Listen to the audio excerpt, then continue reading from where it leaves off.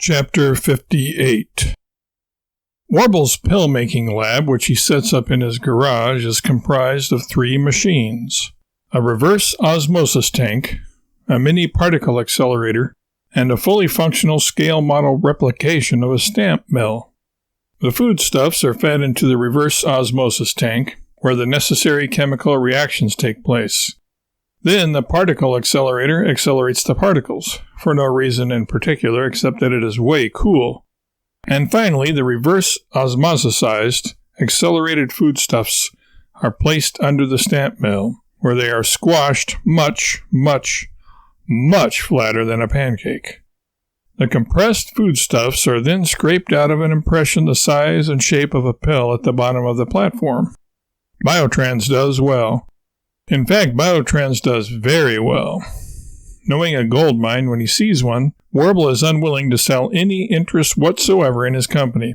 Nevertheless, corporations as diverse as Microsoft, Ben & Jerry's, and FMC pay millions of dollars just for the right to advertise their products as the official operating system of Biotrans, the official ice cream of Biotrans, and the official personnel carrier, tank, of Biotrans.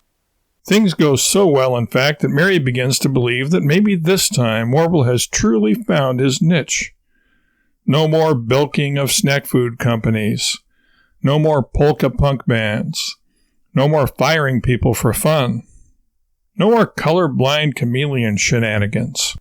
Hoping against hope, Mary makes a trip to the Super One grocery store to purchase some begonia seedlings. She plants them in a perimeter around the house and looks forward to cultivating the greatest specimens in the entire Idaho panhandle. They may not turn out to be as big and beautiful as her begonias back home in Oconomowoc, Wisconsin, but they will nevertheless serve as a source of satisfaction and contentment to her. Mary gleans just as much gratification from her horticultural hobby as Warble does from his business venture. Once again, Warble appears in a cover story in the Wall Street Journal, as well as countless other journals of various stripes and circulation figures. He is again mentioned favorably when the talk turns to peace prizes and potential Time Magazine Man of the Year. Things can change quickly, though. Due to an accident in the lab, Warble falls from grace quicker than you can say, "Old MacDonald had a farm, E-I-E-I-O." The blame for Warble's downfall can be laid squarely at the doorstep of the produce for which the state is famous: spuds.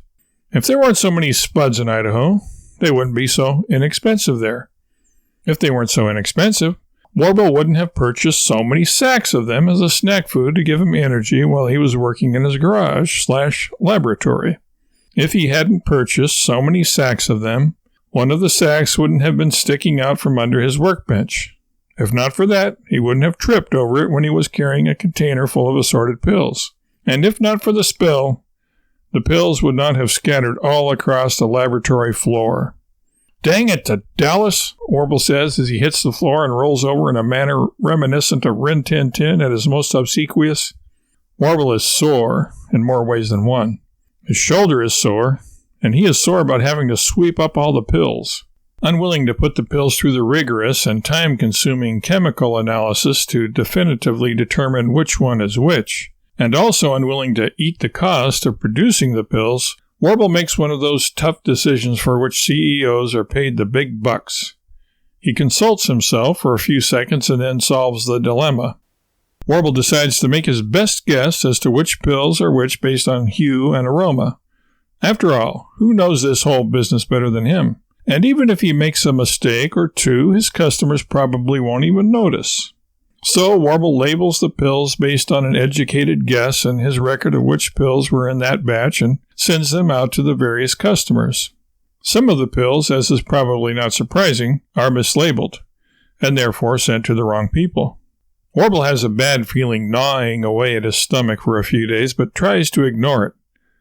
After all, what's done is done. What can he do about it now?